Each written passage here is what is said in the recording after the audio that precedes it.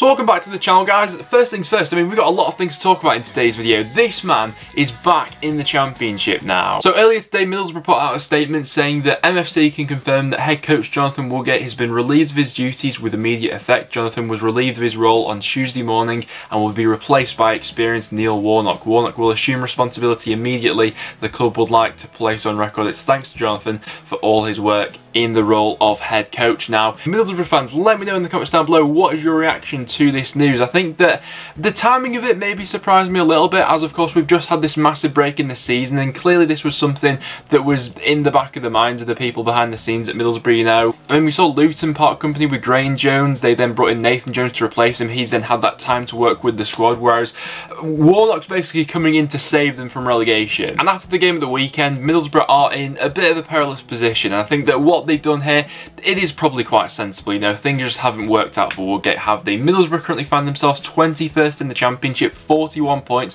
They're just above the relegation zone on goal difference by 2. So it really is quite squeaky bum time for Middlesbrough. If we look at their remaining 8 matches, they've got a bit of a mixed bag in there for the final run, and I think their next 2 games especially are absolutely pivotal to their season. Against Stoke and Hull, if they lose both of them, they're in an awful position. But if Warnock has that effect on this squad, which, let's be honest, you know, Neil Warnock is like Mr. Championship, isn't he? Like, he is the man you bring in when you're in a bit of a perilous position and you want to get out of trouble. You know, he did it at Cardiff brilliantly and then was promoted the year after. It is a bit like Middlesbrough have sort of like experimented with Woodgate, because obviously beforehand they had Tony Pulis, and obviously, I mean, he got them, you know, into some decent positions. You know, he got them into the playoffs. They finished just outside the season before, but the football wasn't great, and you know, there was the hope that this season Woodgate would be able to at least deliver on that front. He's not really been able to do that, so they just sort of reverted back to what they had before, and that's, you know, in the style of Warnock or a Pulis sort of mould. So Borough fans, get your thoughts in the comments down below, and general fans of the Championship as well. Do you think that bringing in Warnock was the sensible appointment for Middlesbrough? Obviously he was relieved of his duties at Cardiff earlier on in the season. I think short term it's fairly sensible. I'm not sure how long he intends to stick around at Middlesbrough, but he's coming to steady the ship, and there's not really anyone else with as much Championship experience as Warnock. So for keeping them in the league,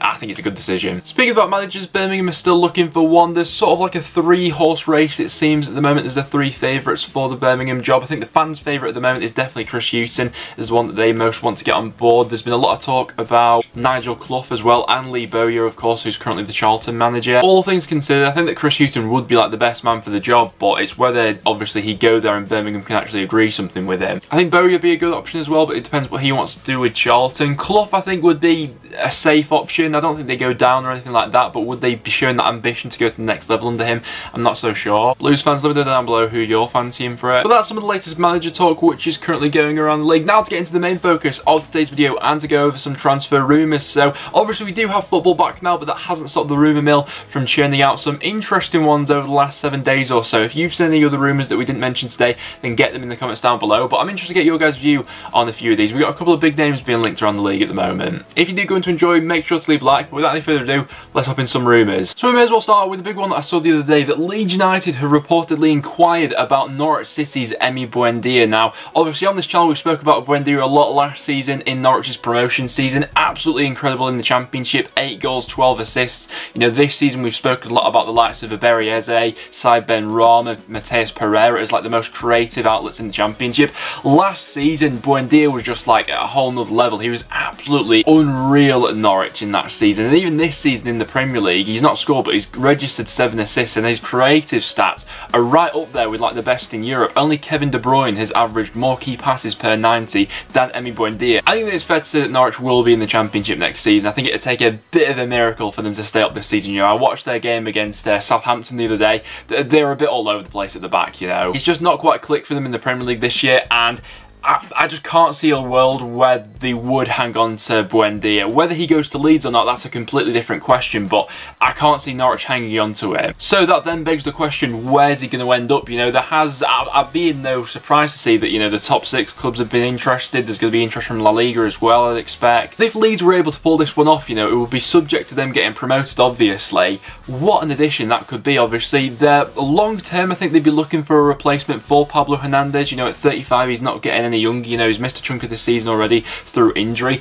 If they were to get that replacement in a player like Buendia, that would be something else. And actually what's interesting about this is Leeds in the past were linked to Buendia quite heavily. I think that when Norwich signed him, it was both Norwich and Leeds who were sniffing about, you know, the two English clubs. In the end, he went to Norwich. I think Leeds pulled out of it in the end. But working under Bielsa, if Leeds were to be promoted in the Premier League, I think that would be a absolutely fantastic option. Obviously, Helder Costa's sort of grown into the season so far and things like that, but having to play like Buendia on this right hand side will be at a whole nother level. Question is though, obviously, how much money would Norwich want for him, and you know, which other clubs are actually going to be interested, because there's going to be quite a lot in the summer. But interesting one nonetheless. It would be some statement if Leeds pulled it off. Switching over to another promotion chasing team, that being West Brom. They've been linked to Wigan Athletics fullback Anthony Robinson. Now, had a really good comeback this weekend. He hadn't featured for a while for Wigan. Obviously, there was the whole speculation and debacle surrounding AC Milan in January. But West Brom may be tempted to go in for him in the summer should they be promoted. Obviously, provides a younger option at that left back to someone like Kieran Gibbs. And to be fair to Robinson, I thought he was absolutely brilliant this weekend. You know, he got into the Championship Team of the Week. Going forward and defensively, he's very comfortable. And at 22 as well, there's massive potential and sell-on value perhaps as well. So wouldn't be the worst option in the world. I actually think that would be quite a good one for West Brom. And speaking of West Brom, they released their retained list this morning as well for the rest of the season. Nathan Ferguson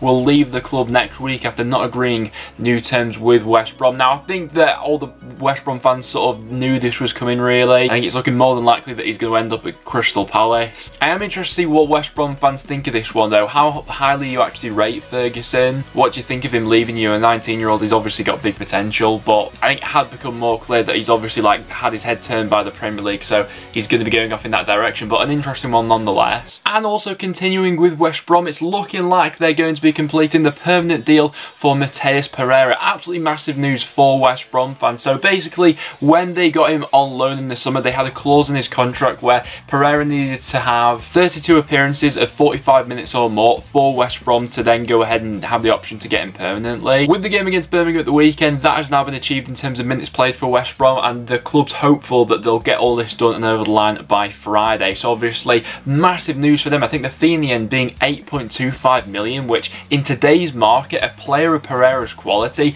absolute bargain. And after Burnley announced that they would not be extending the contract of goalkeeper Joe Hart, he now finds himself as a free agent. Now, Joe Hart in his career has a couple of options as to where he wants to go from here. There's probably going to be a few Premier League clubs who would like take him on as a number 2. But if he wants first team football, he's either going to have to drop down to the Championship or go abroad. I don't think there's going to be any in between with that. He's not getting into the starting 11 of any Premier League team anytime soon. I mean, what a player back in the day. He's won 4 Golden Gloves, but since what happened with Pep at Man City, he seems to have fallen off a cliff. But could he still do his job in the Championship? I want to know from you guys, would you take him at your club? I think that it would be dependent on the wages for this one. You know, some Championship clubs I've seen linked. We saw Derby a few weeks ago. I mean, that would make sense with their whole transfer model over the last few years. But other clubs we've seen linked, Blackburn, they're in need of a keeper. They've been heavily linked to Sunderland's John McLaughlin, but should that one not come off? Obviously, with Hart already being at Burnley, he's already, you know, familiar with the area and things like that. QPR was another one I saw, but I can't for the life of me see QPR with this new model that they're under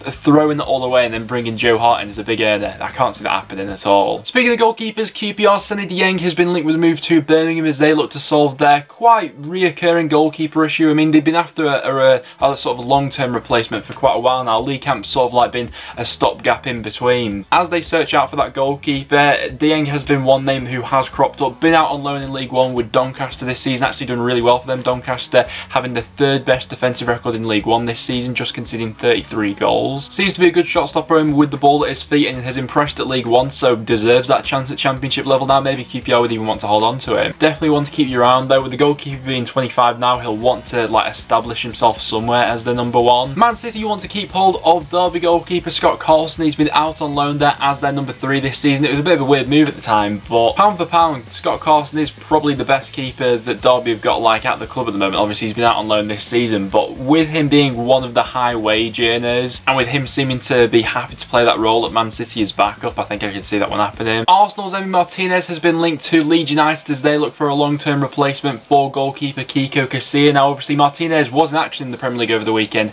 after what had happened to Leno at Brighton. We all know about Martinez in the Championship from his time at Reading as well, where I thought he did really well. Reading have got the track record with having some top goalkeepers over the last few years, but Martinez in that loan season in the Championship was excellent. excellent, and if Leeds were to be promoted and looking for a new number one, I don't think Martinez would be out of his depth. It's just a question of what Arsenal want to do with him, you know, if he's still happy to be Arsenal's number 2, or if he's looking for that move away to get regular first team football. Another free agent now is Jordan Ibe after being let go by Bournemouth. He's another one who would ask you guys, would you take him at your club? In the past, I mean, over the past couple of months, we saw him linked to the likes of Derby County and Middlesbrough, and now being available on a free. We'll see what happens, because I can't see another Premier League club taking the gamble on him, really. Obviously, previously he's had loan spells out to Birmingham and Derby in the Championship, where he did really well. Derby especially, he was a top player for them that season, but for whatever reason, it didn't work out for him at Bournemouth. Like at Liverpool, he was hyped up to be the next big thing. I remember when it was like, oh, who's going to be the better player in the future, Ibe or Sterling? I think we've seen how that one's gone, but in the Championship, I think could be a really effective player. Like I say, at Bournemouth, things didn't really happen for him in the Premier League. He only scored 3 goals in his 3 seasons there. If managed right, though, and the wages weren't too much, I think he could be very effective at this level. Armand Angela is a free agent now after not signing a new contract with Blackpool, and there has been Championship interest in the striker. In League One this season, in 25 starts for Blackpool, scored 15 goals. Now,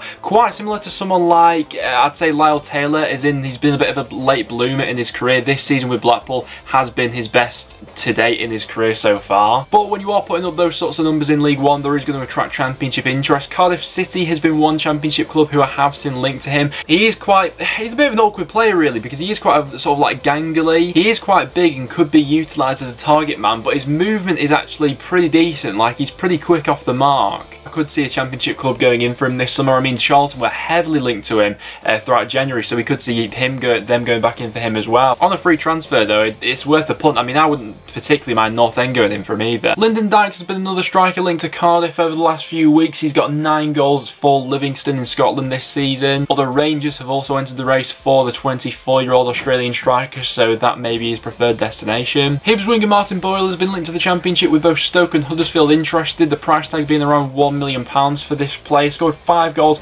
and got 5 assists in Scotland this season. Peterborough United playmaker Marcus Madison is now available on a free transfer as well. We saw him in the Championship in the second half of this season, out on loan at Hull. Although things didn't really work out for him there, but he is now available on a free, so I'd be interested to know he's another one. Would you take a gamble on him? I mean, the numbers he puts up in League One consistently are absolutely fantastic. In 15-16, he got 10 goals, 15 assists. After that, 9 goals, 17 assists, then 8 goals, 18 assists. He continually proved himself at Peterborough, and I think was always linked away to the Championship, but that move never quite happened for him. Now with him being available on a free, I know he didn't really deliver at Hull, but it was a tough situation to go into. Would you take a gamble on him for a free? Let me know down below. And then finishing it off with one of the biggest stories going around at the moment, that being Jude Bellingham and the transfer speculation around his future. If the recent reports are to be believed, it's looking as if he will be heading over to Germany this summer to Borussia Dortmund. Obviously, there was a whole battle between Man United and Dortmund, and between the two, in the sake of his career, I think Dortmund's the right option, to be honest, at this point in time. I think they've got a good track record with bringing through youngsters. I think the immediate opportunities he could get there will be brilliant. The transfer fee being talked about at the moment is around about £20 million.